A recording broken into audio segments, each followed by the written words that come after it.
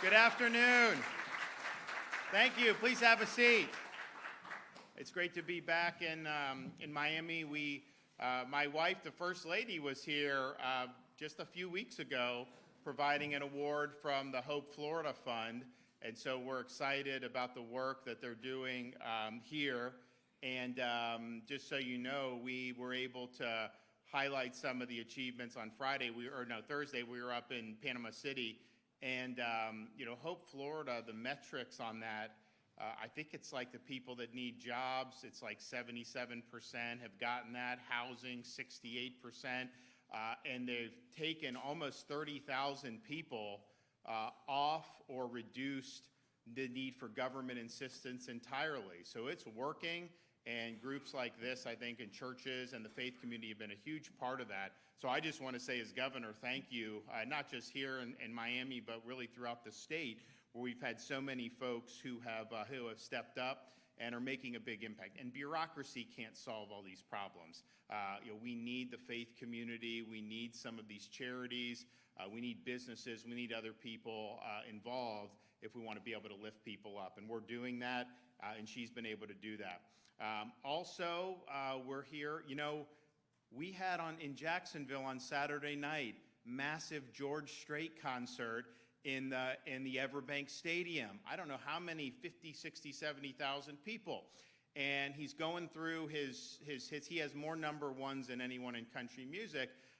But he rolled out a couple new songs from his new album coming out, one of which is Going MIA in the MIA. And so it's kind of an ode to Southern Florida. So stay tuned on that. You will hear that on the radio very soon. And I know a lot of people agree with the sentiment in that song. So we're joined by really an all-star crew here. We have the Lieutenant Governor is with us here, Jeanette Nunez, Attorney General Ashley Moody, Siobhan Harris, who's our DCF Secretary.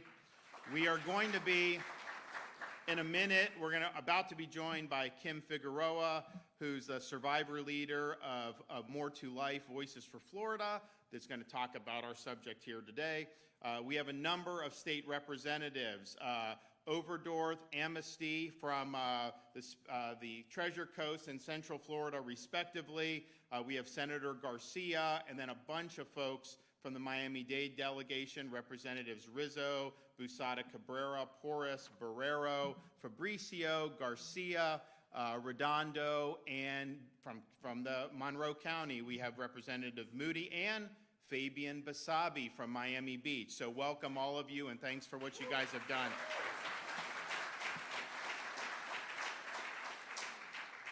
So the legislature has, over the years I've been governor, worked with us to combat human trafficking. And this is a really serious scourge in our society.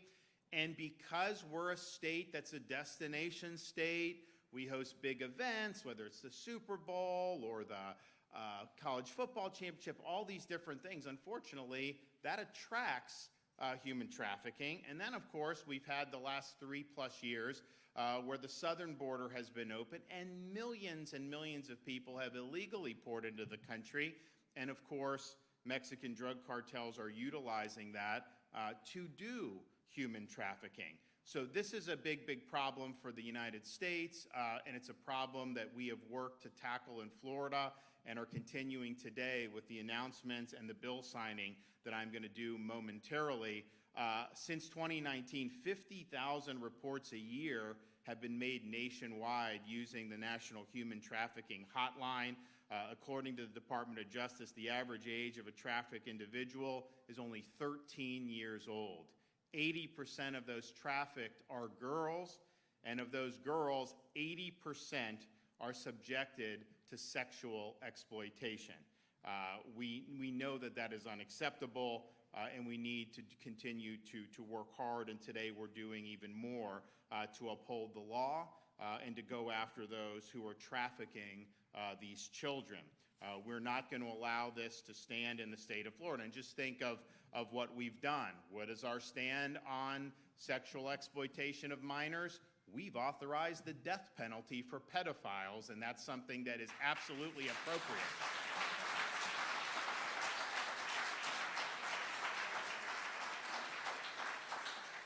Just this most recent legislative session, the legislature's passed, and I've already signed legislation which protects children from grooming activities and other sexual offenses.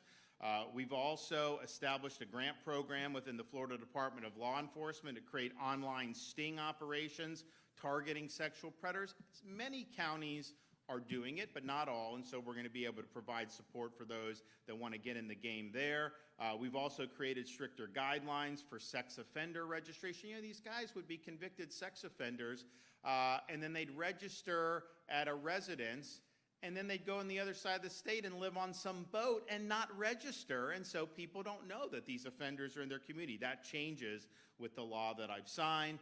We've also strengthened the role of statewide guardian ad litem office. We've also implemented new training requirements to ensure law enforcement properly assesses domestic violence situation. Now, last year, 2023, the state of Florida allocated almost $3 million to expand the Citrus Chance program. It's a model developed by Citrus Health. It stands for Citrus Helping Adolescents Negatively Impacted by Commercial Exploitation.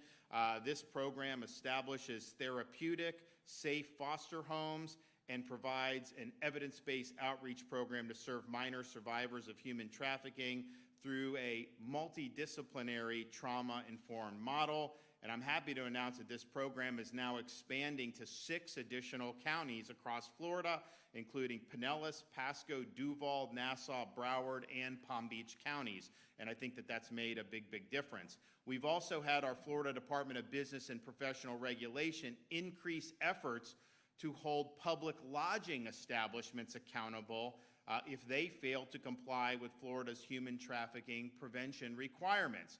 So from July 1st, 2023 to the present, our DBPR's Division of Hotels and Restaurants have done 25 different administrative complaints to operations and noncompliance, and has already netted tens of thousands of dollars in fines for the noncompliance. In 2023, we also signed SB 1690, which strengthens the ability of the Department of Children and Families to help human trafficking survivors. It also enhanced requirements for youth residential settings to have trafficking awareness materials posted. This important legislation also authorized the department to create a certification program for adult safe homes. And so there's a group that rates what you've done for all the different things involved in human trafficking, and it's called the Shared Hope International Report Card, and Florida ranks 2nd in the nation for what we've done to combat human trafficking, and we're going to add 2 more. We'll probably increase. So I want to thank everybody that's done that. So today, I'm proud to say a couple things. One, we're going through the budget. I've got a lot of different stuff in there. And so we're going to be making decisions on the whole budget soon. But as we go through and approve things, I'm happy to announce that we are doing that. And so I can today announce that I will be approving, when I sign the budget, $4.9 million to significantly expand access to emergency beds and provide additional staff to continue to increase our human trafficking prevention efforts. These additional beds will be used as part of the recovery process to give survivors a safe place in the immediate aftermath of being rescued from human trafficking.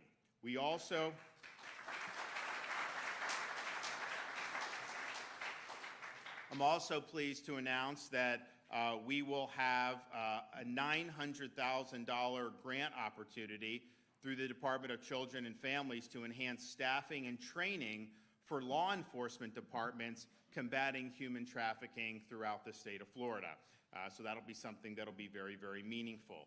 Now, of course, last month I signed HB 305, which expands the evidence that can be presented to a jury in sex abuse cases where the victim is a minor, and it increases penalties on those who take part in the sex trafficking of minors.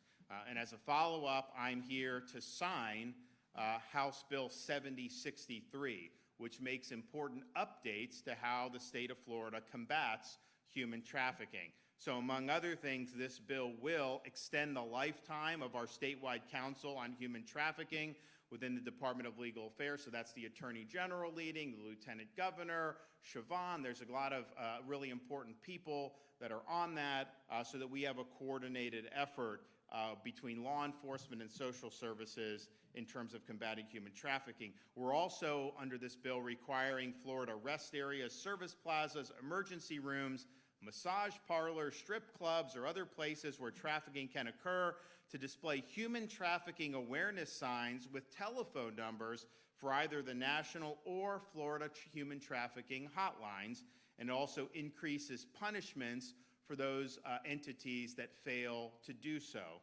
Bill also will require an entity which contracts with the Florida government to provide the state with assurances that they do not use coerced labor, and prohibits a minor from being employed by an adult entertainment establishment in any role, and increases punishments who knowingly violate this law. So this legislation will help better protect the most vulnerable in our communities. It will ensure that if businesses are not complying with these very modest, reasonable requirements, whether knowingly or unknowingly, that they will be held accountable. And of course, anybody actively involved in human trafficking is going to have the book thrown at them in the state of Florida. So I want to thank everybody for being a part of this in the legislature. I think this got close to unanimous support in the legislature. I saw there were some that didn't vote for it, but almost everybody did, and we appreciate you doing that. And we're going to continue to stand strong for those who may not be in a position to defend themselves. And unfortunately, these are very vulnerable individuals that are being exploited. Our state, it's a great state. There's a lot going on. But part of what means with that is that this is a place where people want to do this. And we are a united front here saying that we're not going to just stand idly by and let it happen, that we will fight back. So I'm going to sign this legislation here in a minute. But before I do that, we're going to hear from our speakers. And so we will begin with our Lieutenant Governor.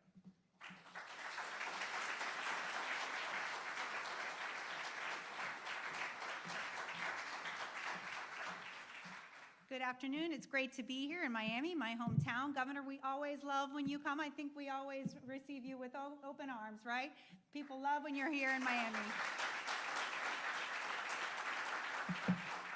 And as you heard the governor said, we are not going to stand idly by. As it relates to human trafficking, Florida is closed for business. There is no question about it. The governor has done great work over the course of our time in office, partnering with the legislature. We've seen so many pieces of legislation that really have become a national model. When you talk to people across the country, they look to Florida, they look to our legislative leaders, they look to our governor, our attorney general, as to what we're doing here and how they can replicate it to end this horrible scourge. And I will tell you, I've been in this fight a long time. Prior to me being in elected office, I got involved with an organization back in the mid-2000s, and I saw what was going on. It was really difficult as a mom to fathom that someone could take advantage of our children. And I know you mentioned the great work that the First Lady is doing around Hope, Florida, but she also is passionate about this topic. And so we have so many leaders in this fight. And I want to recognize in the legislature, we have 2 members of the legislature that serve on our statewide council, Representative Overdorf and Senator Garcia. They are huge champions, and I want to publicly thank them for everything that they've done. But make no mistake, there is no governor more focused on stopping this perversive evil than Governor Ron DeSantis. Year after year, I've stood by him. I've seen him champion this issue. I've seen him dedicate and allocate resources. I've seen him insist that law enforcement has the proper training and tools to be able to be active partners in eradicating human trafficking. And so I'm glad that this year we get to do even more when the governor signs this legislation. He's going to continue to lead the way, but we have to insist that we are all part of this. We are all in this fight together. Everybody has a role to play. We can continue to invest in resources and partner with our organizations, the faith-based community, when the governor first got elected, he made sure that we had a faith community initiative. And the faith-based community is very active in this. And I want to thank them and challenge them to dig deeper and to make sure that they're providing the type of resources that they can provide in a manner that, of course, is going to recognize the importance of faith in our state government. And so with that, I want to thank the folks at Citrus. They do tremendous work. I've been able to see firsthand the CHANCE program, and the fact that we get to expand it to 6 additional counties is something that I am very proud of. And you know, the governor's right. Unfortunately, because Biden has the inability to keep us safe, because he refuses to close our border, because he's feckless, because he has done little to nothing to keep our children safe, this governor has had to step up to the plate and fight that fight every single day, and I want to publicly thank him for that.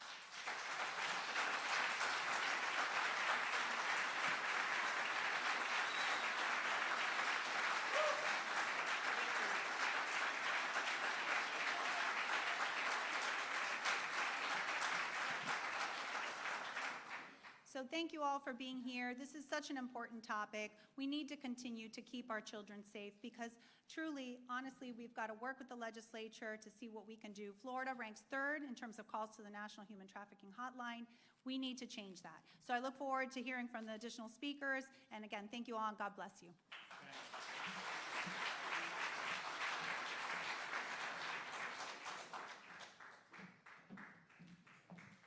Hello, I'm Ashley Moody, Florida's Attorney General, and it's so great to see everybody out here for an important topic. When I became the Attorney General, I also had the enormous responsibility of taking over as the chair of Florida's statewide task force on human trafficking. And you have heard the numbers, which are astounding and disheartening as Floridians, that so many calls were going into the national hotline for human trafficking. And so when we came in as Attorney General, I made sure in every single circuit we had task forces ready to go, not just law enforcement to swoop in, go after the bad guys, but also to rescue the victims, make sure they were in a place to move on in a healthy way in their lives and help law enforcement take out those traffickers. It was so important. And so as you can imagine, as we developed cases, I'm proud to say our attorneys have a near perfect conviction rate, dozens of defendants, multi-jurisdictional cases and human trafficking cases, victims rescued. But it came to light not long ago, and which is why I really want to focus on this new Florida hotline. We are only one of the very first states in the nation to have our own hotline dedicated to human trafficking. And why, might you ask, is this so important when we have a national human trafficking hotline? Well, I will tell you that the plague of nonprofits that have been either taken over or created with some radical agenda is in full effect in this nation. And the National Human Trafficking Hotline is run by an organization that has been taken over by a Columbia, Stanford, educated, self-described social justice warrior who believes it is no longer necessary for the National Human Trafficking Hotline to report cases directly to law enforcement in Florida. And so when I heard that as the Attorney General, first and foremost, I met with that leader and demanded to know why tips were delayed to law enforcement, why tips weren't being given directly to our law enforcement. And they said they were more focused on victim-centered approaches than they were on helping law enforcement put criminals behind bars. As Attorney General, as a former federal prosecutor, as a former judge, as a mother, as the wife of a law enforcement officer, you can support law enforcement officers and support locking up traffickers for decades and putting them behind bars, and also rescuing and supporting and lifting up victims that have fallen prey to these horrible individuals. You can do it at the same time. And so when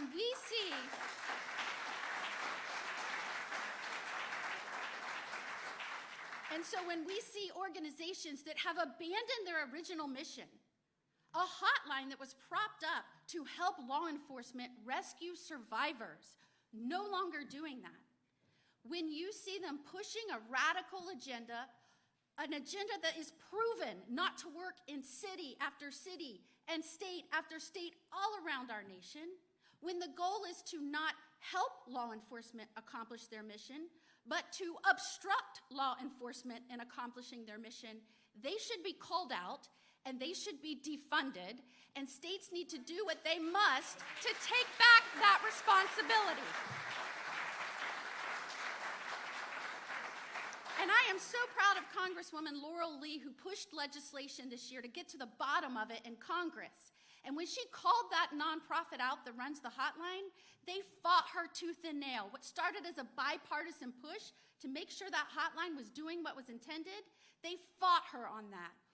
And every one of those people that came out from that hotline should be embarrassed, because the only way to stop trafficking is to take the head off the snake and put traffickers behind bars.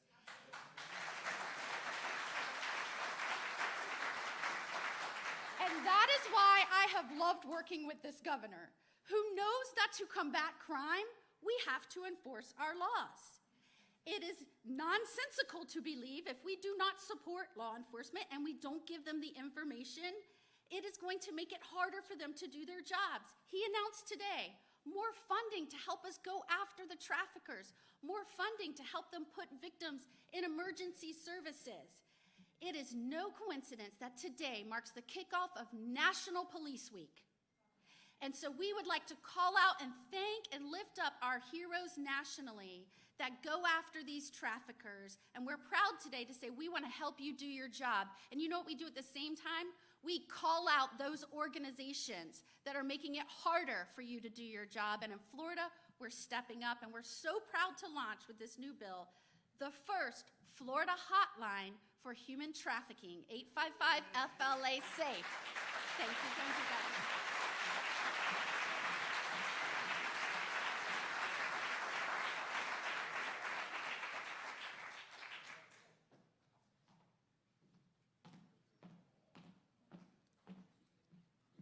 Thank you so much, Governor DeSantis. I'm going to try to match that passion and energy. I don't know if I'll be able to, though. On a serious note, though, human trafficking is a heinous crime that preys on vulnerable individuals. Its perpetrators are just evil. And that's why we're so fortunate to live and work in a state with a governor who has prioritized law and order from day one, as a state, has ensured that we are holding these perpetrators accountable and has set a tone of zero tolerance when it comes to these heinous acts.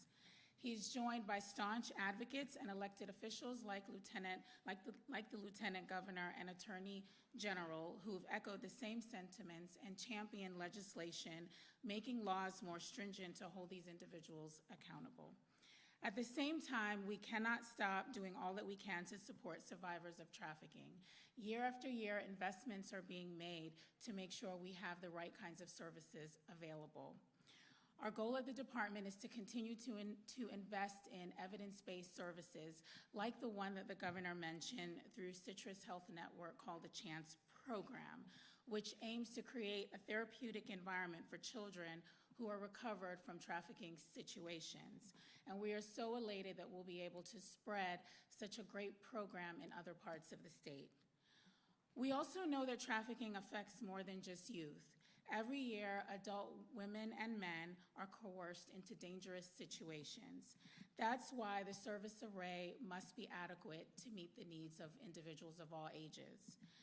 And that's why we're so ecstatic to be able to expand upon that array of services with enhancing the number of adult safe home beds for adults. This particular class of services didn't have the same level of regulatory oversight as safe homes for kids. They didn't have the same level of standardization. And we're thankful to the legislature for remedying that in the creation of a certification process that will be operational by this fall within the department. And again, we're so thankful for that $4.9 million that will be signed into the budget once the governor completes that task. Florida also has human trafficking task force in all 67 counties, as the Attorney General mentioned. The task force brings together law enforcement, state attorneys, advocates, representatives from the Department of Children and Families and Juvenile Justice, as well as local organizations who support survivors. These task forces lead local anti-trafficking efforts through outreach and education, immediate response to human trafficking, collaboration on case-specific needs, as well as developing strategies to meet the unique needs of our communities. We're excited to launch this $900,000 grant opportunity, which again will be available for law enforcement to support their task forces with these critical activities.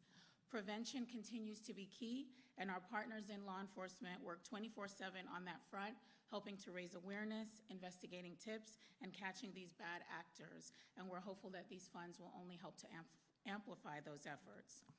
Lastly, I want to encourage parents to be vigilant and to make sure their children know how to be safe.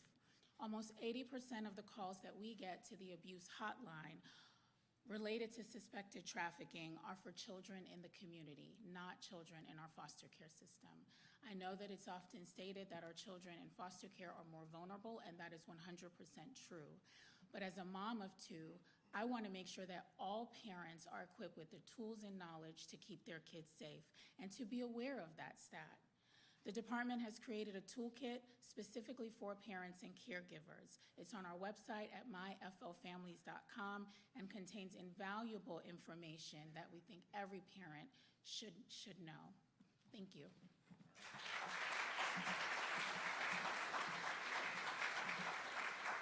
Okay, Kim Figueroa has arrived, so come on up.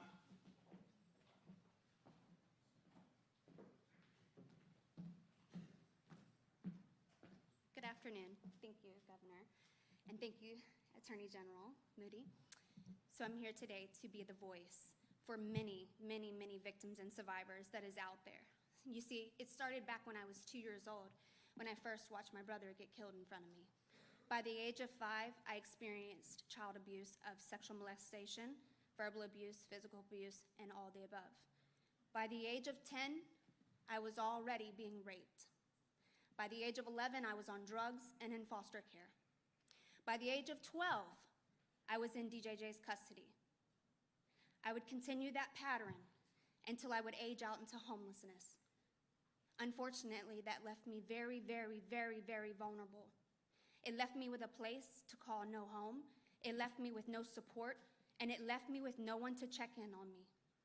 Therefore, I landed right into the first hands of my trafficker that would then exploit me for many, many years, making a total of 13 years of my life that I would be trafficked all across the U.S. and in and out of these strip clubs in multi-different avenues.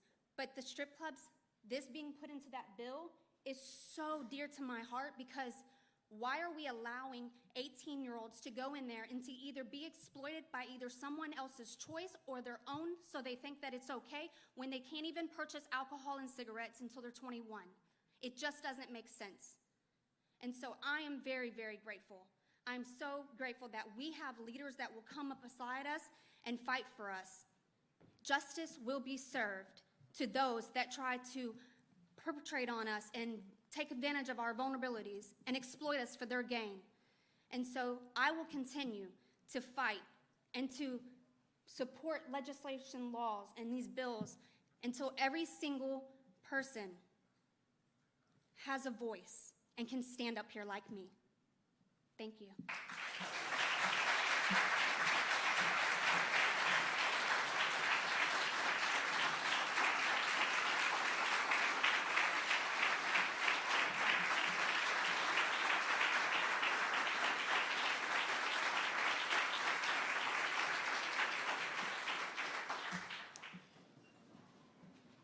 Good afternoon. My name is Toby Oberdorf, representative up in the Treasure Coast area. Thank you, Governor, for signing House Bill 7063, the reauthorization of the Direct Support Organization for the Statewide Council on Human Trafficking. Since the DSO, named the Florida Alliance to End Human Trafficking, was created about 5 years ago, it has made a tremendous impact by increasing awareness and partnerships with various industries to get people trained and to learn the signs of potential exploitation. To that end, Floridians stepped up. 39,000 individuals have completed the organization's 1-hour training thus far, which is currently available in 12 languages. The DSO does not just rely on legislative funding. We don't just look for a handout. Instead, we have raised significant private sector funds to provide technology grants to law enforcement and to identify and rescue victims and also aid in prosecutions. Since this administration took office in 2018, Florida is leading the way to stop human trafficking, beginning with a crackdown on strip clubs and making them accountable for underage hiring. We also educated law enforcement, hospitality employees, and health workers at higher levels than any other state. Knowing that our governor, lieutenant governor, and attorney general are unified behind us, have thus given us the tools and law enforcement the tools and awareness training back to our citizens. You know, folks, in Martin County, training has increased, and as a result, 9 arrests have happened recently, followed through with convictions, including a janitor in possession of infant pornography. Now, after recently starting training efforts in Indian River County, a man was recently arrested for producing child pornography using his own 2-year-old son. More and more stories of arrests throughout our state have been the result of increased training, and unlike some other states, Florida is locking up these perpetrators and keeping them behind bars.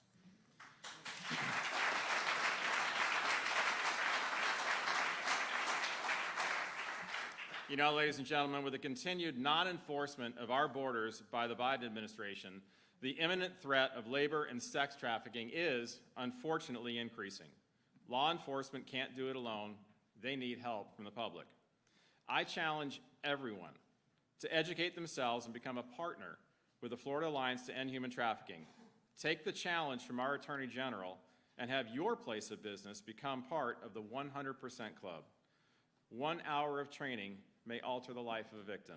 Together, we will all end human trafficking. Thank you.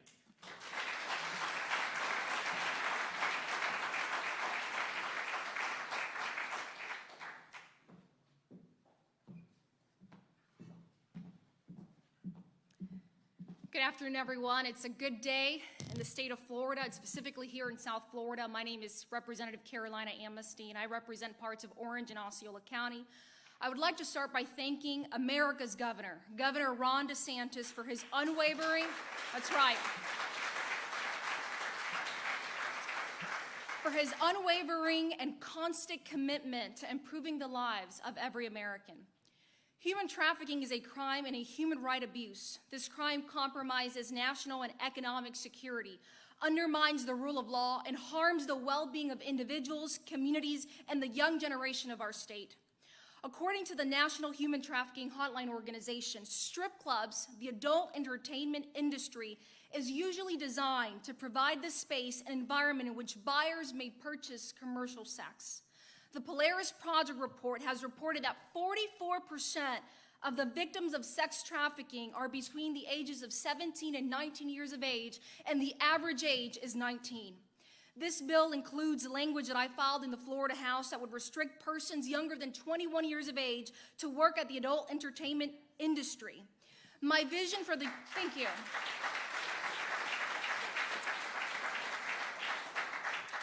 My vision for the young women of Florida is to not work in the adult entertainment establishment, but rather get a job, an education, a career, and have a good quality of life. With this policy, we will protect young generations from working in places that we all know are human trafficking hubs. The adult entertainment establishments are no place for persons younger than 21 years of age. I would like to thank my Senate sponsor, Senator Clay Yarborough, as well as Speaker Paul Renner, as well as Senator Brian Avila, Representative Toby Overdorf, for standing strong, never wavering, and working united to combat human trafficking in our state. Under the leadership of Governor Ron DeSantis, the legislature, the Senate, Attorney General Ashley Moody, Florida will continue to lead the way, and we will always be a family, a pro-family state. God bless you all, and thank you so much.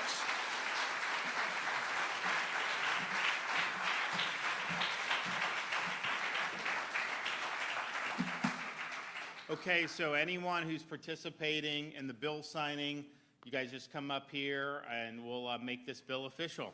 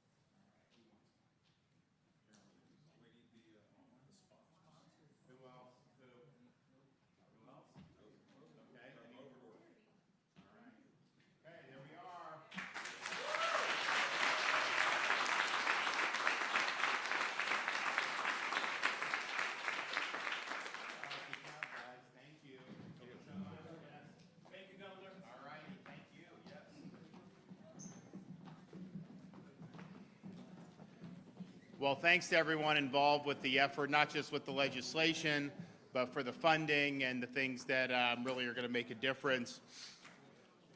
So I think it was a couple weeks ago, you had some of these pro-Hamas folks think it was going to be acceptable to take over streets in Miami.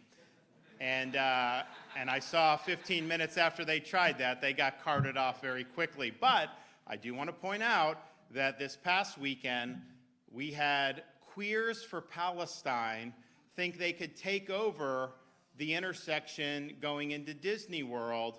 Florida Highway Patrol got them off in, I think, 11 minutes. So I think that's a world record.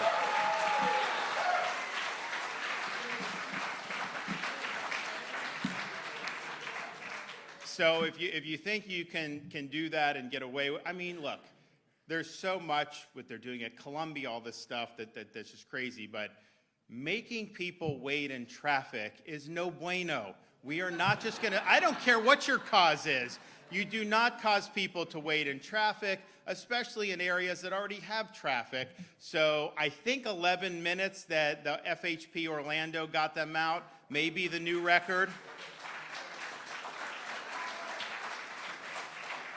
But I'm sure now that that gauntlet's been laid down, I don't think they're going to try it again in Miami, but if they do, I bet you Miami PD tries to beat that. So let's see.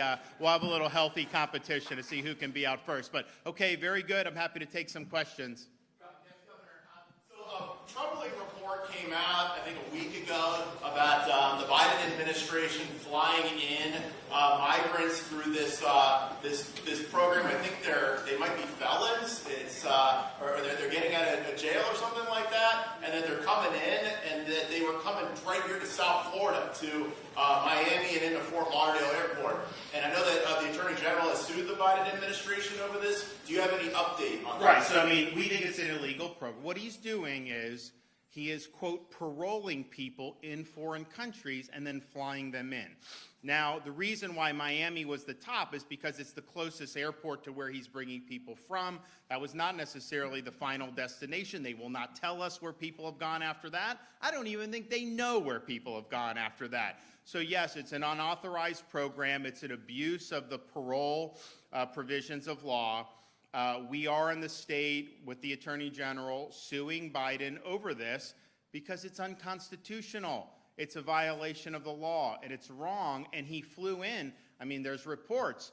He flies in some guy from Haiti, dumps him in New York.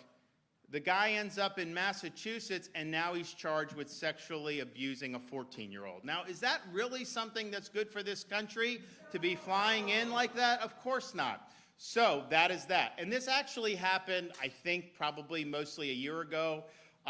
We have not noticed an increase in terms of our community, so my sense is most of those people probably gravitated to sanctuary states, because you go to California, you get a driver's license, you get health care. In Florida, you're not getting a driver's license if you're here illegally. You're not doing that. So it's a different paradigm.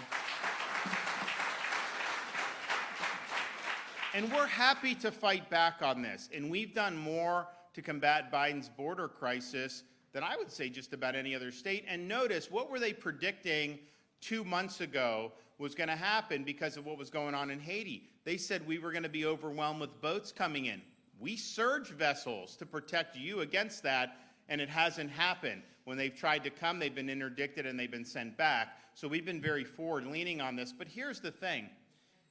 If the president and an administration is behaving in a way that violates the law or Constitution, the appropriate remedy is to have the House of Representatives stop funding the constitutional abuses. And yet, the Republican-controlled House joined with Schumer to write Biden a blank check on all his border policies. And so, look, we worked hard in the midterm.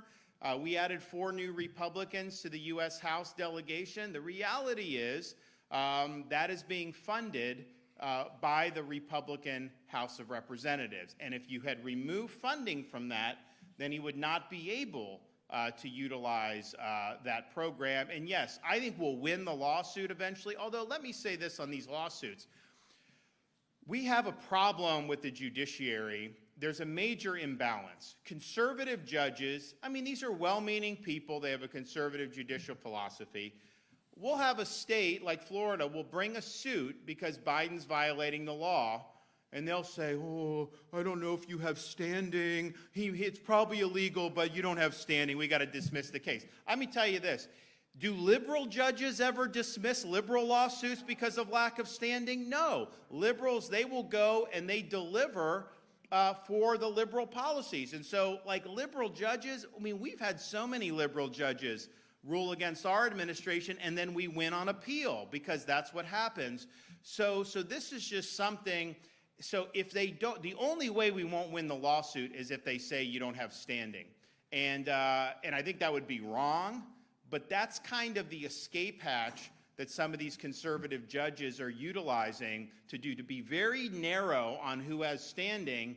And my thing is like, look, what's good for the goose is good for the gander. You can't have two different standards of Article 3 standing depending on whether you're coming at it from a conservative perspective or a liberal perspective. If liberal groups have standing to do all this stuff, why does a state not have standing to come in and do that? But that's very, very significant, and I think a lot of these conservative judges on the federal courts have let us down over the years with that type of views. Governor, can you speak to the recent resolution passed by the city of Doral, where it calls for a cease of hostilities in occupied territories? The bill was penned by a pro-Palestinian activist that Mayor Fraga asked to write the resolution. What's your take on that? What kind of message does it send to the rest of the state, considering it's the first city of its kind to pass such a resolution? I think it's a total fraud. And the fact that they're doing that here in South Florida is a joke. The people of Florida as a whole, but certainly the people of South Florida, they stand with the state of Israel. Israel was the one that was attacked.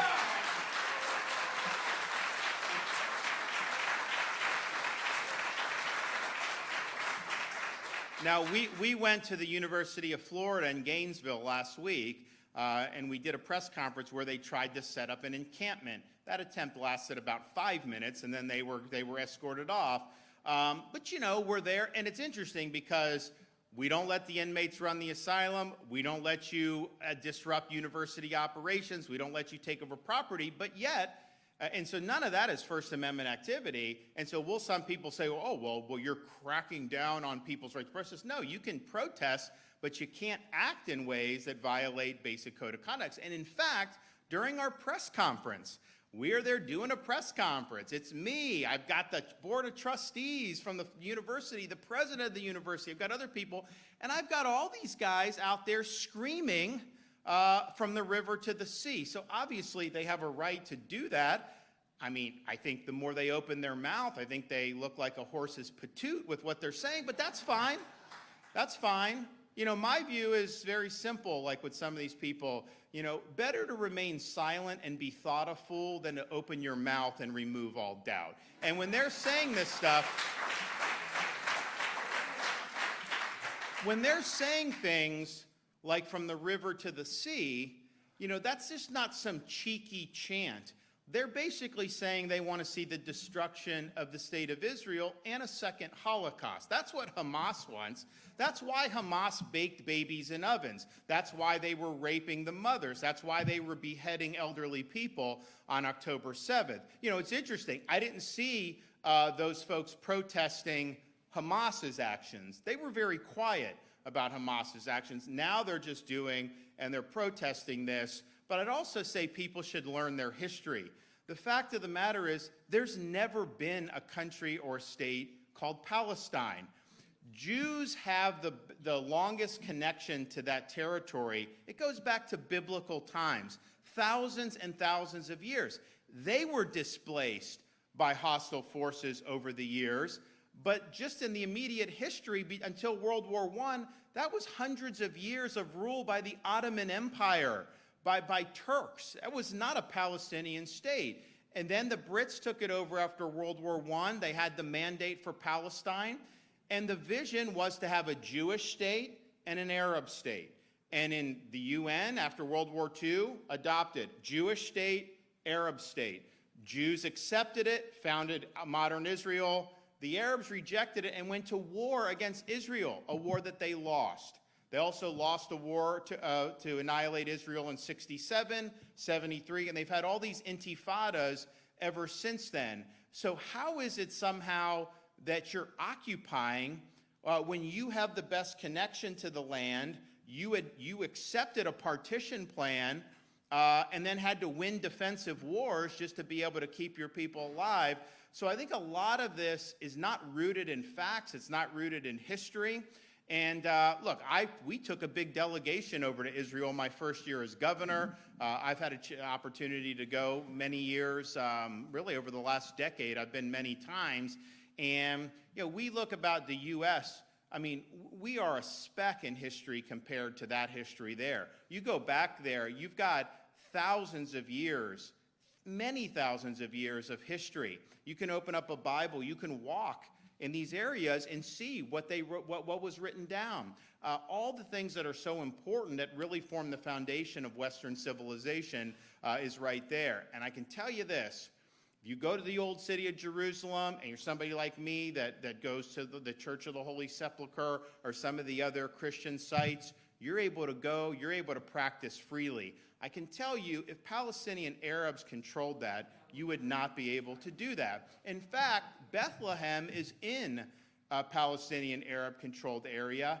And, you go to the church where they have it to commemorate the birth of Christ, and it's a nice church, but you walk out, and there's this massive mosque that they built like to overhang it. And there's trash everywhere, and it's just not nice. So I just wish people would be honest about the history here, be honest about the right to defend yourself. Can you imagine if something happened to the United States where some hostile force was baking our babies in ovens and doing this? I mean, we would never stand for it in a second, and yet Israel's the one country that somehow they're just expected to have to accept this without doing all they can to defend their people. So I think a lot of what's going on has just been a farce. I don't think a lot of these people really understand what they're doing. I think some of this is just more trendy in terms of that. And I would also say on these college campuses, a lot of the worst agitators are not even students of these places. They are being funded to go in and to cause chaos. And, look, you have a right to say dumb things. You have a right to believe in dumb things, but you don't have a right to cause chaos in our communities. And I think Florida's drawn that line very appropriately. Yes.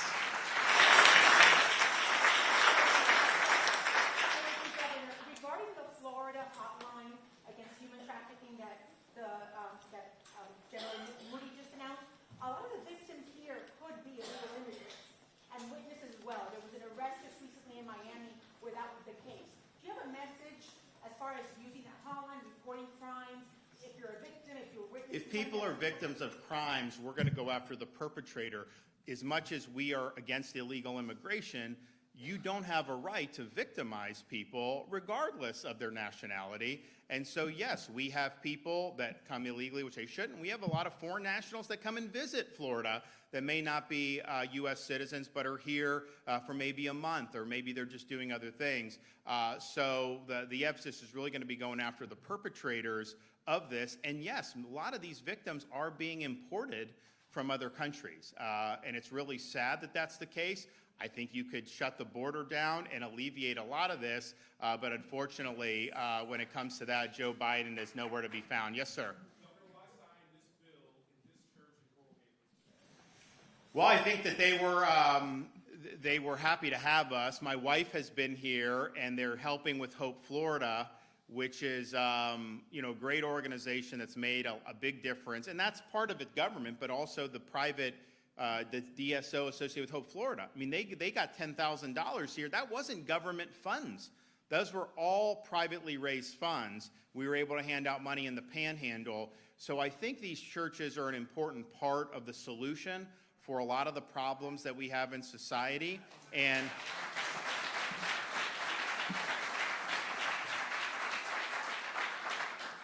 if you think about what people have gone through, I mean, we had Kim speak. Imagine going through that. How do you get going in a better direction. And to just say, like, we're going to have a bureaucracy, maybe give you a stipend or something for trip, I mean, that ultimately is not going to be enough. You know, you need to be part of a community, and you have places like these churches will lift people up and really take an interest. And that's why, like with Hope Florida, why these tens of thousands of people are now totally off government assistance. It's not that they're not being assisted, they're just being helped by faith-based groups, by charities, by individual volunteers, by businesses, and that's something that's really, really important. So I think dealing with human trafficking is an all-hands-on-deck approach.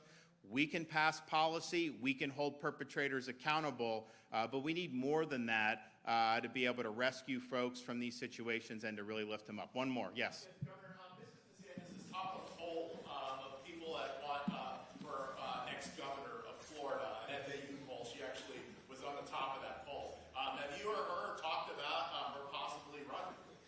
I would say if I had to characterize her interest in getting into the political thicket as a candidate, I would say I would characterize it as zero. But you know, I think it's because she's had a front row seat on all the nonsense that goes on when you do it. But I think the reason why people do that, and there are people that say, you know, that she should do it, but I think it's because if you think about what she's done as First Lady, just look at Hope Florida. Forget about all the stuff she's done with mental health in schools, with helping against substance abuse, which has been serious. The Hope Florida alone has been one of the more successful programs to deal with social problems that we can see in modern history, where you're actually getting people on a pathway to self-sufficiency, where they're no longer in need of government assistance. Can you imagine to have tens of thousands of people just in the last year and a half, 2 years, and many more? And this is a model that's not just with the Department of Children and Families. We're applying it to Veterans Affairs. We're applying it to all the other agencies, because we understand government should be connecting people to these resources, getting them integrated with the community, and not just hoping that the bureaucracy will save us. And so that alone, you know, has been a really, really significant. It's a model for other states. We have other states that come down to Florida. Representatives of other states study many things we're doing. I mean, you know, how many issues have we led on in the past 5.5 years? I mean, the majority of major stuff happening in the country in a lot of the states, it starts in Florida. But this is when they're coming down, they're studying what she's done. They're studying how our agencies have handled this and worked together. So they'll go and they'll meet with Siobhan Harris. They'll meet with Latta. They'll meet with all these folks. And then they are instituting similar programs in their state. And so imitation is the sincerest form of flattery, and people wouldn't be imitating what she's been able to do unless it's been successful, and it has been. All right, guys, God bless you.